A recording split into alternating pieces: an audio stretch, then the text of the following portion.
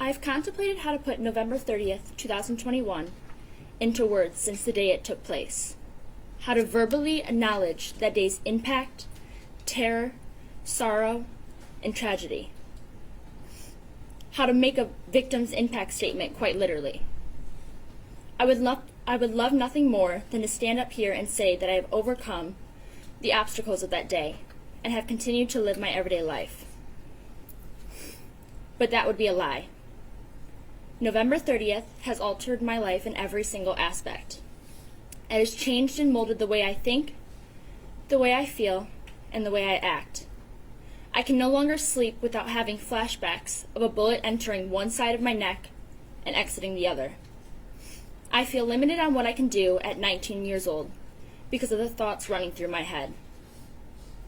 My entire existence has been consumed by fear, and that I will once again have to experience the pain and the suffering that I felt on November 30th. I used to love attending school, where I would learn and create connections with others.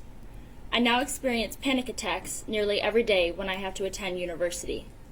I can no longer sit in a classroom and focus and take notes like many students around me. Now when I sit at a school, I feel anxious, checking for all my exits, highly in tune with all movements inside and outside the classroom, flinching at every sound from the walking upstairs to a pencil dropping, and counting down the minutes until I feel that I can breathe again. I cannot remember what it's like to feel safe and secure in any space that I occupy. I often cancel plans because I fear leaving the comfort of my home and my family.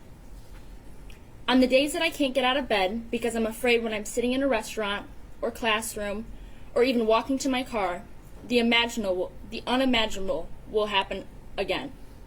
When a balloon pops, a car backfires, or people run past me, my thoughts have been consumed by fear while my body is constantly in survival mode.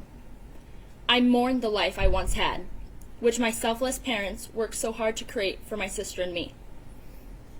Free of hardship, pain, and worry. A life filled with opportunities and fearlessness. I feel that the structure my parents created was burned to the ground that day. Everything I had the privilege of not feeling or fearing is now my daily life. I mourn the childish wonder and carelessness stripped from my little sister, the most fantastic person I've ever had the privilege of sharing life with. I mourn the person I used to be, because although I survived, the original pieces of me didn't. I will never have the opportunity to experience life like I used to, with so much joy and clarity. The scariest part of November 30th for me was not that day itself, but the days that followed it. On the days that I feel like I am not occupying my body, but watching it from above. I feel like I cannot breathe because I'm paralyzed in a world no one who hasn't experienced something like this could ever imagine. Pieces of me shattered that day, and 2 years later, I am still struggling to put them back into place. But every day, I choose not to allow what a selfish individual decided to do to break me. I, Riley Franz, am a survivor of gun violence. I, Riley Franz, am a survivor of a terrible epidemic caused by a broken system. But I refuse to be known as a victim at the hands of an individual with no regard for others. His selfishness will not consume my identity. I am so much more than a victim. I'm a daughter to the most amazing parents, Jeff and Brandy. I'm a sister to the most remarkable young woman I have ever met, Isabella. I am a friend, a classmate, a cousin, a granddaughter. But most importantly, I'm a person. I'm a person who deserved a chance to make it to her 5th class that day. I'm a person who deserved to not run in fear while she bled out. Someone who deserved not to have to answer a phone call from her little sister asking if she was safe. I deserved to be a child that day.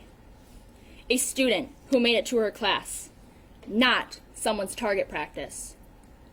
I would never wish what I experienced upon anyone in this world, what my family experienced that day, what I continue to battle daily.